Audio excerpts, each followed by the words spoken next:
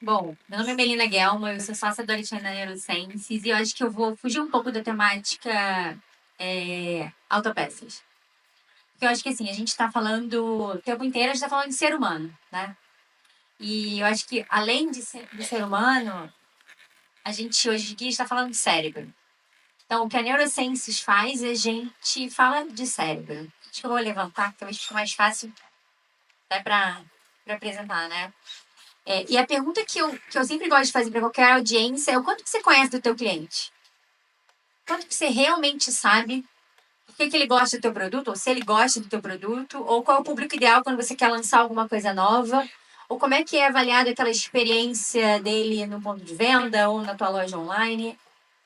Provavelmente você faz pesquisa, né? Como a grande maioria das empresas fazem e tem muitas que nem fazem. Então a gente diz que é o famoso chutômetro. E se eu disser para vocês que, de acordo com o Ali falou mais cedo, né? Daniel Kahneman, prêmio Nobel de economia, né? E dizem, pô, como é que um cara que era psicólogo é prêmio Nobel de economia? Ali me explicou. Na verdade, ele entendeu o quanto que a parte subjetiva, né? As emoções influenciam também na parte de economia. E ele provou que 70% das respostas em pesquisa são mentiras, exageros ou minimizações. Então, assim, quem não faz pesquisa já está atrasado. Quem faz pesquisas, elas não são nem tão precisas como a gente imagina. E é aí que a gente entra. O que a gente faz na neurociência, a gente decifra o cérebro. A gente dá aquelas respostas para vocês. Opa, que eu passei demais. A gente dá aquelas respostas para você entender exatamente o que interessa para você. O que está passando na mente do teu consumidor quando ele está consumindo o teu produto, usando o teu serviço, vivendo uma experiência. Se a gente parar para pensar que hoje em dia as maiores empresas do mundo vendem dados. A gente para analisar as maiores empresas do mundo vendem dados. Decifrar o cérebro pode ser uma máquina de fazer dinheiro nesse mundo que já é bilionário. E aí, assim, tá, Melina, como é que funciona o equipamento, como que vocês viram lá em cima, né? Quem conseguiu usar a parte do PDV, em que a gente faz uma experiência com o teu cliente e a gente capta as respostas fisiológicas e emocionais em tempo real. Para dar um exemplo, assim, analisando um ponto de venda de vocês diferente daquilo. Ele pode andar na tua loja e no final você vai perguntar como é que foi a experiência. Ele vai dizer foi boa, foi ruim, foi mais ou menos, foi mediana. O que foi bom? De tudo aquilo, né? De meia hora que ele ficou lá, uma hora que ele ficou lá. Se, de certa forma, a gente pega as personas e analisa, a gente vai saber. Olha, é bom. O primeiro contato é bom, então tem uma questão positiva. Ao longo fica chato. Então, por isso que ele considerou mediano. Então, vamos melhorar esse ao longo. O que é o chato? É o vendedor que é o chato? É o tempo de espera que é chato? É a dificuldade de arranjar uma peça que é chata? Então, quando você mapeia essa jornada, você consegue entender e fazer as modificações necessárias para cada parte da jornada, né? E aí a gente, obviamente, envia como vocês vão receber. Quem fez lá o PDV vai receber um relatório em que vai ter a imagem do óculos, né? E o que você sentiu para cada lugar que você estava olhando. Então, você olhou para o lugar tal e gerou estresse. Por quê? Porque estava sujo? Estava quebrado?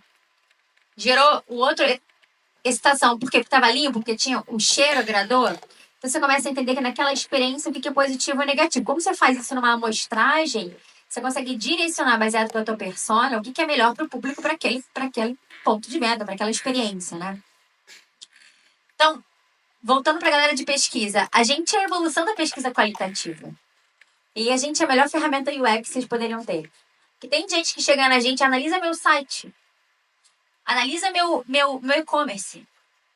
Se vocês botarem personas de vocês utilizando o equipamento para analisar o e-commerce, você vai entender porque que às vezes um produto não vende. Porque ele está numa área que ninguém olha.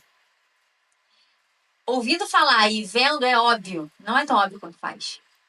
Não é à toa que as pessoas fazem toda uma análise de aonde bota cada produto, qual é a cor que tem que fazer um contraste com aquele produto para gerar a sensação que você quer.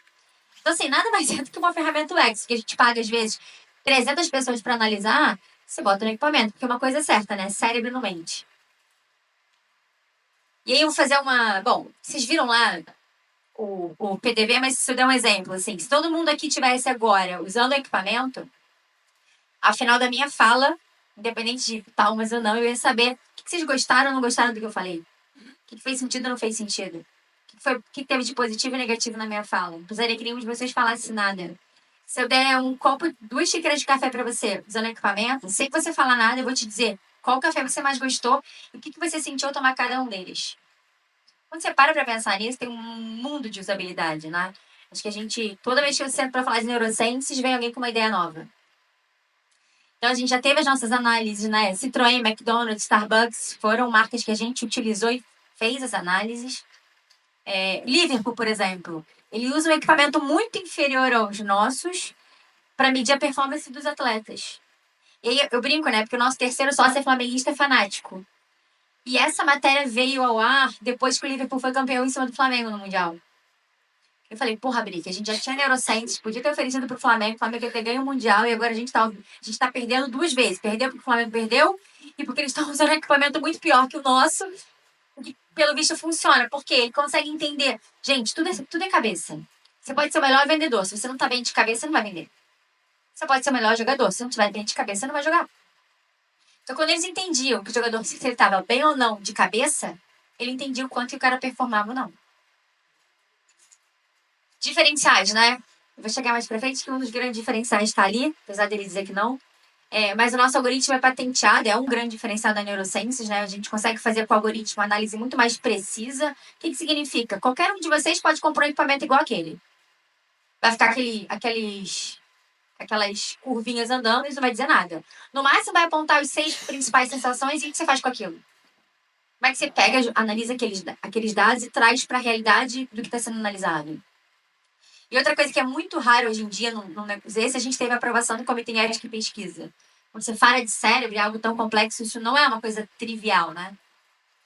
E assim, ó, ele falou, eu não quero ser CEO, não tem a menor condição. Ele vai ser sempre para sempre a cara da Neurosciences, porque acho que assim, você não revoluciona o mercado sem um time de primeira. É uma pena que o Paulo não tá aqui para ouvir isso, né? E eu acho que quando a gente fala de menu, a gente tem os dois dos caras que mais entendem do assunto no nosso time. Um é ele. E eu gosto de contar, né? Eu sempre falo, Alê, você me autoriza? O Alê, durante muito tempo, ele foi o esquisito da turma. Né? Ele mesmo fala isso.